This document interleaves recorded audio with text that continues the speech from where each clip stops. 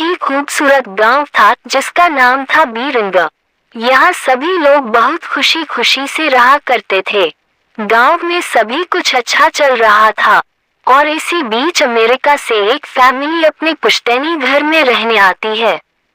उस परिवार में पति पत्नी और उनका छोटा सा बेटा था जो अपनी हवेली में रहने आए थे। सभी के आते ही गांव वालों में खुशी की लहर दौड़ पड़ी, क्योंकि यह फैमिली कोई और नहीं बल्कि इसी गांव में रहने वाले एक पुराने जमींदार की थी और गांव वाले उनकी बहुत इज्जत करते थे। सब कुछ ठीक चल रहा था, लेकिन अचानक एक दिन इस परिवार के बच्चे की तबीयत अचानक बिगड़ने लगती है। सभी को लगता है मौसम का परिवर्तन हुआ होगा, लेकिन बात तो कुछ और ही थी। धीरे धीरे लड़के का चेहरा नीला पड़ने लगा। आनन फानन में परिवार ने डॉक्टर को बुलाया और डॉक्टर को भी कुछ समझ नहीं आया तो उसने पास में ही बने एक हॉस्पिटल में उन्हें स्वास्थ्य परीक्षण के लिए आमंत्रित किया ताकि बच्चे की बीमारी का पता लगाया जा सके। परिवार ने डॉक्टर की सलाह अनुसार हॉस्पिटल जाना जरूरी समझा। सारे परीक्षण होने के बाद भी कुछ नहीं हासिल हुआ। जैसे ही सारा परिवार गांव पहुंचा तो गांव के कुछ बुजुर्गों ने बच्चे की हालत देखकर उन्हें ओझा के पास जाने को कहा।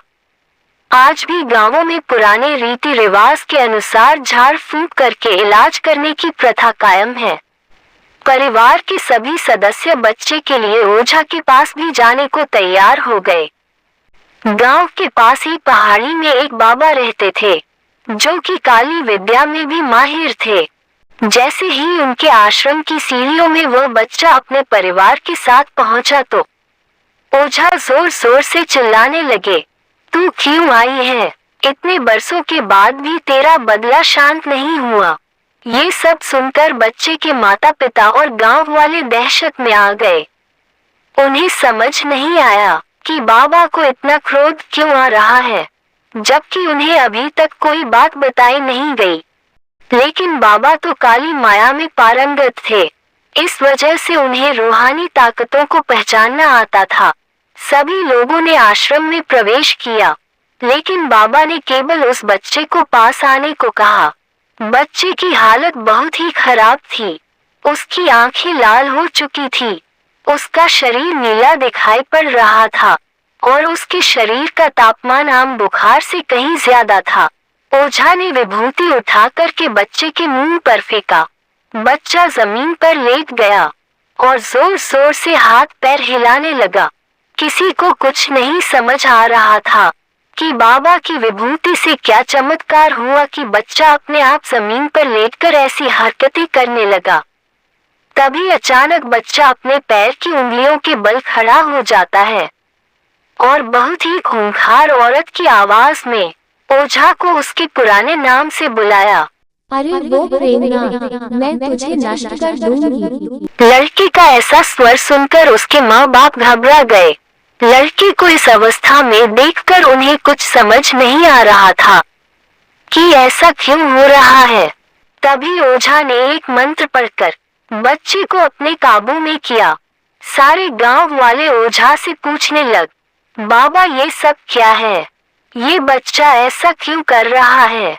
तभी ओझा ने बताया कि इसके अंदर कोई चुड़ैल आ चुकी है जो कि आज 70 साल पहले चोरी के आरोप में जिंदा जला दी गई थी।